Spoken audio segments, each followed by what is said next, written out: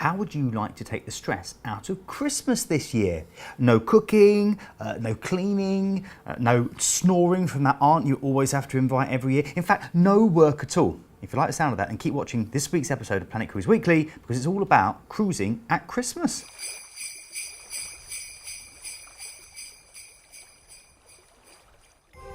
It's Christmas! You sure? Well, for the purposes of the show it is, because we're looking this week at Christmas cruising. And if you've never considered it, it's a really good idea. Now, of course, I'm Keith, and we're joined here by the wonderful Glenn, who today is in a very manly shade of pink. I am today, yes, to match my eyes. Very nice indeed. Not a lot of sleep recently. No. Now, Glenn, Christmas cruising.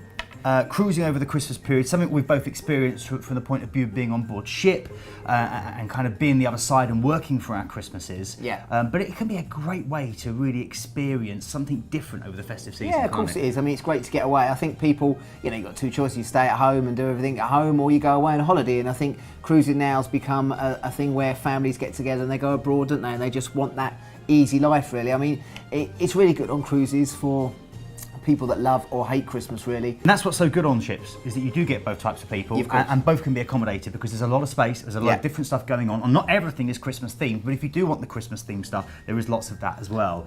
Now, the other good thing as well is that it's very much a stress-free experience if you do have a Christmas cruise.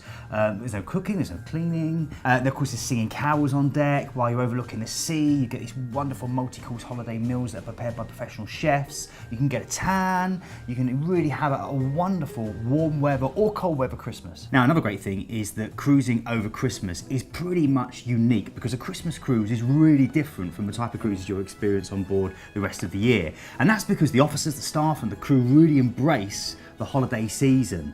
And so there's a wonderful kind of camaraderie, family atmosphere and spirit on board. And that's because they're away from their home and their families. And so they really want to help feed into that atmosphere, and it really is quite unique. And plus you get Santa appearances, the elaborate turkey dinners, and that kind of wonderful big gigantic Christmas tree that you kind of love and expect. It's also a great way to experience how other cultures and countries celebrate Christmas in some regions, particularly in the Caribbean, which we've been to before. And the holiday week is a time of island celebration that make the trip really memorable and give people the hint of real island life as well. But if you feel a bit more traditional, you've also got the Christmas markets of Northern Europe. Again, it's cold, snowy, and that really gives you that Christmas feeling. It's also a really great Christmas present, particularly for a shorter, affordable Christmas market cruise, or maybe deposit for a larger cruise. It's also a great idea if there's someone you know would love cruising but needs a little bit of gentle push. You can maybe treat them to the deposit. You could, or you could treat that person you don't want to invite to Christmas this year and send them away on a cruise. Get rid of them. Yeah. Funnily enough, we used to see that happen, didn't we, on board? We did. That's how I met you. Now, the biggest question we often get asked is, what is it like on board a cruise ship during Christmas?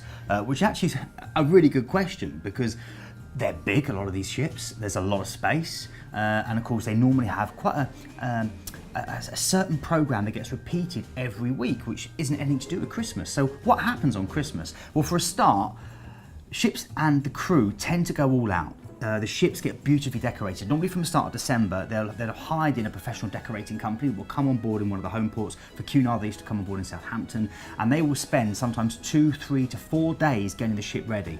And with Disney, they have trees that are up to 24 foot tall. Lovely.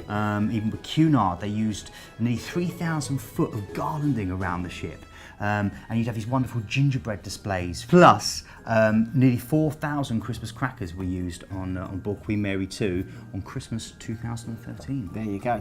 Restaurants will also offer all your seasonal favourites with mince pies, Christmas puddings, eggnog and full-on traditional roast with all the trimmings, of course. Now, there's going to be carol singing, there's themed events, there's special holiday drinks, religious services as well that are led by priests or rabbis or ministers that will travel with you for that week, even if the cruise line doesn't traditionally host them for the rest of the year, and loads of stuff for the kids. So if you are travelling with your family, it's brilliant. So craft making, really great storytelling, and kind of Christmas themed events, and of course that all important visit from Santa. My favourite thing, Glenn, ever about Christmas is the fact I got to play Santa, both when I was with Thompson and when I was with Cunard. I remember vividly in being in Barbados and arriving by the lifeboat. And then going up the side of the ship. Being raised up the side of the ship and then kind of waving and all the kids coming in. It's so magical because the look on their face face. And of course, don't forget, very important as well, over the holiday period, you've got the football games, and they'll be shown in many of the sports bars and big screens. So subject to availability and obviously getting the signal, you'll be able to watch your favourite team. And for that extra entertainment as well, special cruise shows and also a panto. We did a panto a couple of years running with Cunard. Really, really good fun. Okay, now next up, itineraries. Whereabouts can you go? And here, to use a cheesy pun, the world pretty much is your oyster. You know, it's really great. You can spend your Christmas pretty much anywhere. You can cruise the Western Mediterranean with Costa, for example, spending Christmas Eve and day in Rome with His Holiness the Pope before continuing on to Athens and Naples. Now, yes, the weather isn't going to be balmy. You're not necessarily going to be getting a tan, but you will be in the holiest city on earth on the biggest date in the Christian calendar, which is something you'll never forget. I also love the Hurtigruten sailings over Christmas. This is where you get to experience beautiful traditional Norwegian Christmas sailings around the fjords. It'll be nice and cold and crisp, with the opportunity to witness the Northern Lights on Christmas Day in Trondheim. So that's something a little bit special. More boutique 6-star companies like Azamara offer wonderful 2-week trips around Southeast Asia, and there you're going to spend Christmas Day and Boxing Day in Vietnam, and then New Year's Eve and day in Bangkok. Okay, probably the most popular destination is going to be the Caribbean over Christmas, as it's right in the middle of the season and the weather is superb. It's idyllic, it's hot, and most of the Caribbean cruises don't spend Christmas Day in port, as the islands tend to shut down over Christmas Day, as they do back here in the UK. But you do get to spend Boxing Day relaxed on the warm sands of Tortola, Barbados or Aruba, and again, there's nothing better than spending Christmas in the Caribbean. Now, Silver Sea Cruises, they offer you a wonderful Christmas experience and also tie in New Year, which is quite a big theme. You get two together, so it's a longer cruise, and with this one, you spend Christmas Eve in Madagascar. How incredible is that? Then you get New Year's Day in Cape Town, South Africa, and you also get to discover the Seychelles and Kenya en route. That's not a bad Christmas, is it? It's not, is it? Yeah, it's much better. If you don't want to sort of to fly out and you want to cruise out of Southampton, you can do that on Cunard Liner. They spend Boxing Day in the Canaries before getting to witness some of the best fireworks in the world for New Year at Madeira, and if you've never seen that before, that is a little bit special. Now, there are loads of other itineraries that we haven't mentioned, too many to mention here, sadly, in the time that we've got, but give you an example, you can also go to the Galapagos, you can go to the South Pacific and Fiji, you go to the Baltic with P&O, where you get to spend Christmas Day in Amsterdam, so loads and loads of choices. Now, another great way of getting a Christmas cruise experience without actually being away over Christmas itself, and maybe getting it in a shorter hit, would be doing a Christmas markets cruise. These are a really, really good option, and this is a great opportunity for you to really get that feel and see some of the big European capitals and their fabulous Christmas markets. They all tend to finish the Christmas markets by December the 23rd, so you're looking at cruises really from the end of November, early December through until then. Which is really, really good, and you really get that festive feel. It just gets you started getting ready for Christmas, which is nice.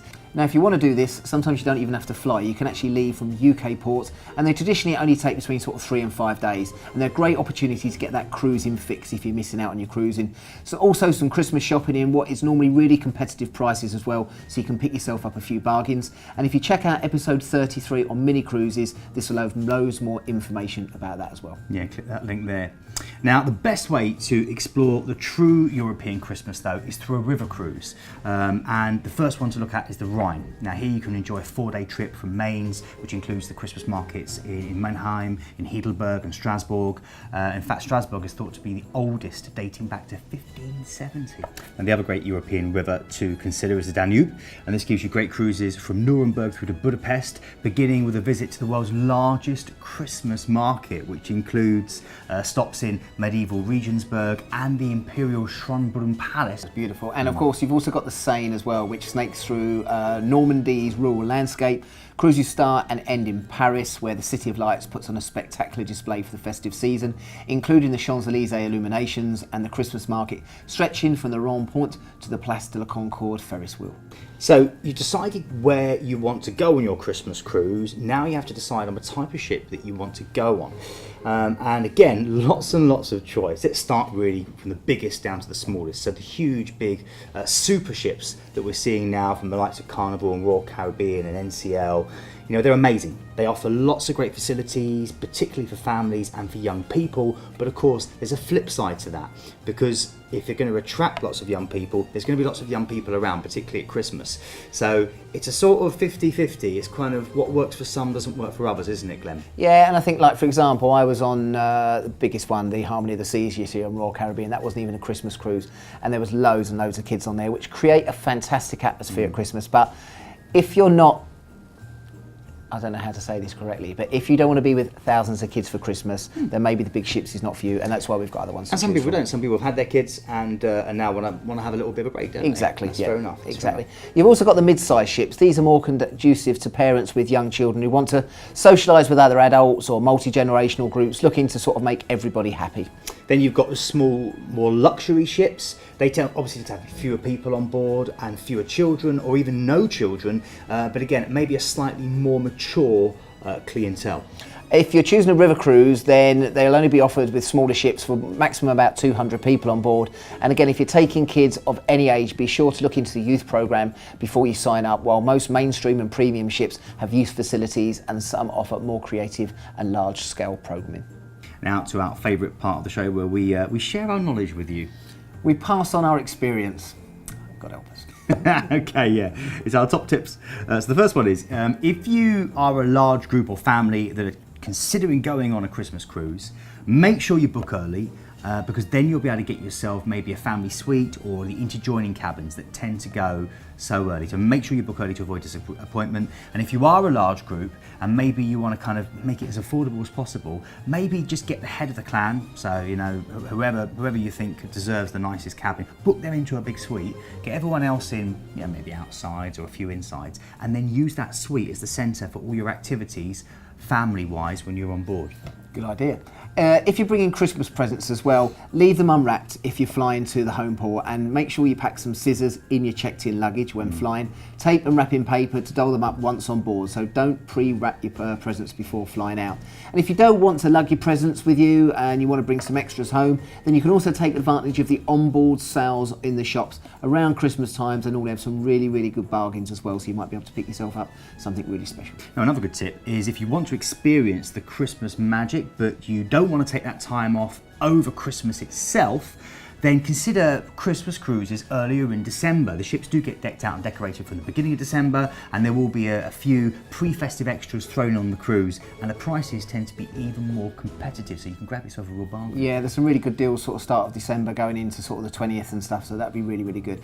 Christmas markets don't really get going until late morning to the early afternoon, and shops promptly close around 6:30 at night. So while markets are beautiful at night time, typically the only stands that will be open will be ones for food and drink. So if you want to shop, get there in the afternoon. The one thing you need to remember, and the one thing you need to take away from this, is book early, don't leave it late. And give it a go, because Christmas cruising can be one of the best cruises you ever do. We hope we've given you a bit of an idea, a bit of a background now into Christmas cruising, and hopefully whetted your appetite, so much so that you might want to dip your toe into the Christmas cruising experience. That's enough of the really bad puns before we say now that if you do want to get in touch and give us your feedback, and it's so important to us, how do they get in touch? There's loads of different ways you can do it. You can contact us at hello@planetcruise.co.uk.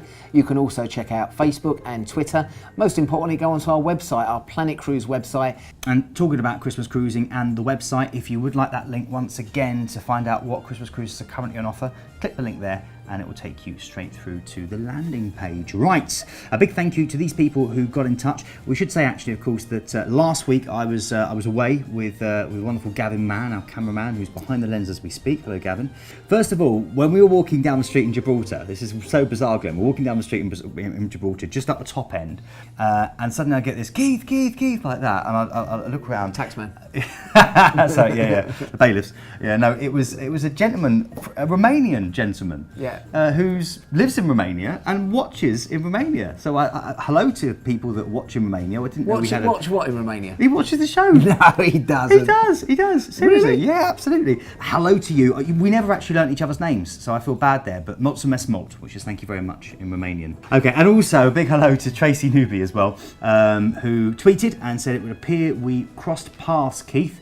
You got off Splendida as we got on board. I hope you enjoy. She's a splendid ship, or she was indeed a splendid ship and took us to some wonderful parts of the world. So thank you for getting in touch. Tracy, thanks for watching. That's enough from me. That's enough from Glenn. Yes, it is. And thanks very much. As I said, we've got loads more shows coming up. Let us know what you want to see, and we'll try and help as much as we can.